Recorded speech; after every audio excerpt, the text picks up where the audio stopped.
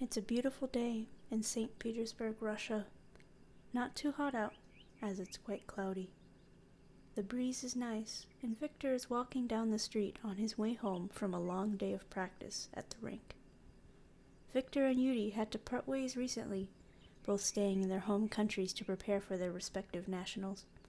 Viktor honestly couldn't care less about nationals, if it meant Yuri was leaving him for a while. But he knows Yuri would do his best for him, so Viktor sucks it up and works hard for Yuri too. They, of course, have regular video chats and phone calls, but it's simply not the same. Oh well, at least a reunion down the line will be that much sweeter. That's what keeps Viktor going. He's walking down the sidewalk, wind sweetly sifting through his hair, the sun just barely peeking out from the clouds. And he's happy. He's not terrific, but he's happy, content. The best he'd be without Yuri by his side, anyway. He has a satisfying soreness all over after the workout he gets at the rink, making the trip home even more exciting. He can't wait to curl up on the couch with Makachin and send another 6,000 messages to Yuri. Life is truly sweet. The sun starts to come out again, the heat finally kissing Viktor's skin, and he notices and clouds are dissipating quite fast. It's a little weird. But before he could process all the new sunlight, he sees, or thinks he sees, something very, very fast flash before his eyes in a blur of blue, a tint of red and white. Viktor stands in awe, confusion, and the next second the blue blur stops, and there it is, a blue anthropomorphic hedgehog. Viktor is slightly spooked. He is seeing a literal blue hedgehog in front of him.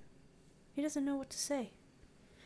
Hey there, I'm Sonic the Hedgehog.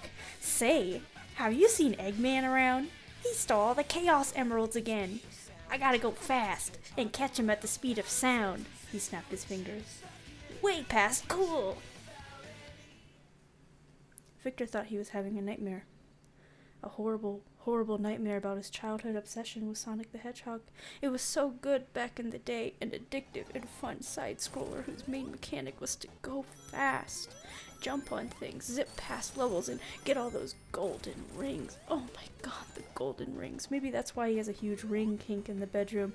I mean, besides the whole fluffy, I'm about to marry this man I love kind of thing. He's always loved Sonic as a kid, and those rings were one of the main elements of those games. Come on, do the math here. You're not stupid. But Sonic was not to be trusted. As soon as they started being made in 3D, Viktor experienced his very first heartbreak. He's had terrible boyfriends and girlfriends before. He's cried into his pillow over them. He's felt really deeply hurt by them before, but Sonic was his greatest heartbreak to this day.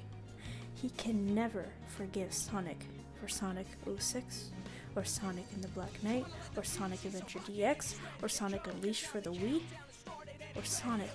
He shudders at the thought. Boom. He stares back at the hedgehog as if he had just cursed him out. Silent, but seething. Oh, are you okay there? You look like you're gonna pass out or something. Sonic inquires with concern. Inquiries with concern. And before he knows it, Viktor hears himself thud. When he awakes, he is on what appears to be Green Hill Zone from his childhood.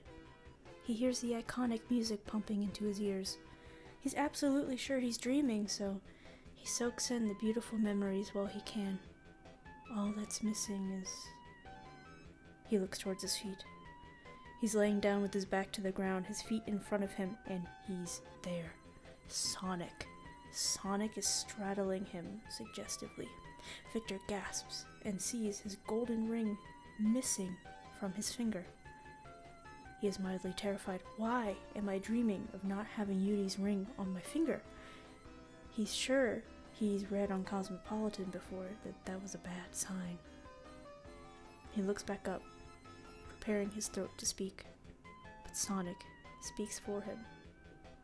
Wow, your ring is missing, isn't it? Looks like you'll have to find it, he growls. The end.